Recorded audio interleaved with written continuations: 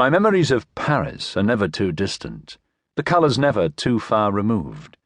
My palette runs with the blue of violets, the burnt red of sienna, and the saffron yellow of cadmium, yet I remain chalked in a grey-walled studio on the outskirts of Tokyo.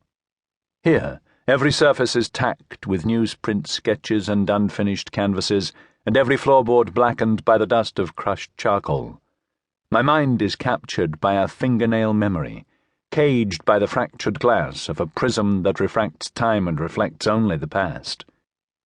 Burdened by my vision and displaced by my experience, I am bound. My journey prevented me from being Japanese. My face prevented me from being French. I am an artist who cannot belong to the tapestry of either country, but my misery becomes me. I exist with few friends and even fewer followers. I suppose I must be proud of this. Like my father's craft, my world remains appreciated by few. My father was a mask carver. As a young boy, I saw his craft overtake his face. While other boys see their fathers' faces become a feathered maze of wrinkles, my father's became a smooth sheet of stone. My father had a broad, flat face and skin stretched so thin that he appeared blue.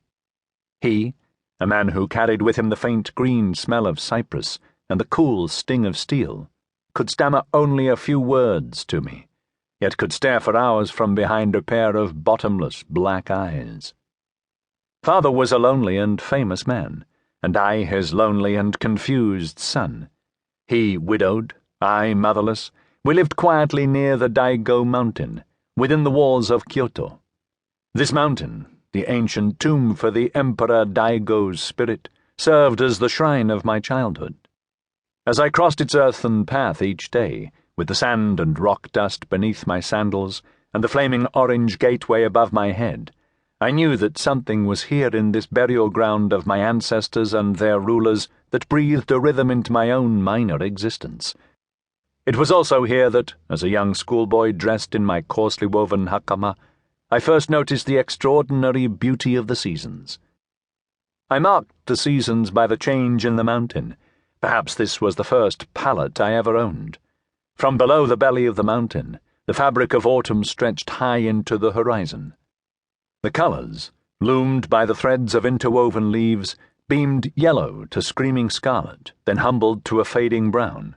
Winter ushered the dying leaves to the sepulchre of the earth's frozen floor, and blanketed the city and empty branches with a soft cotton rain. It was in those cold, dark months, with the colour drained from the landscape, that I was most miserable. The brightest things I saw between late December and early February were my frost-bitten ankles, which shot nakedly from underneath the cloth of my uniform, their skin always splashed crimson from suffering the bite of the bitter snow. Every night my father and I raised a sliver of my mother's dowry to our lips as we sipped fish broth from her dark lacquer bowls. Her ghost most often visited me on icy winter nights. She always came in silence, careful not to disturb my father's solitude, arriving and then dissolving in the cloud-like formations of my soup. She appeared and she was beautiful. She, my fleeting companion who encouraged me, who I sensed always understood. Her death had prevented me from knowing her voice, yet her image was revealed to me when I was alone at night. She would come to me as I lay sleeping and lead me through what appeared to be just a dream, but in reality was the story that preceded my life.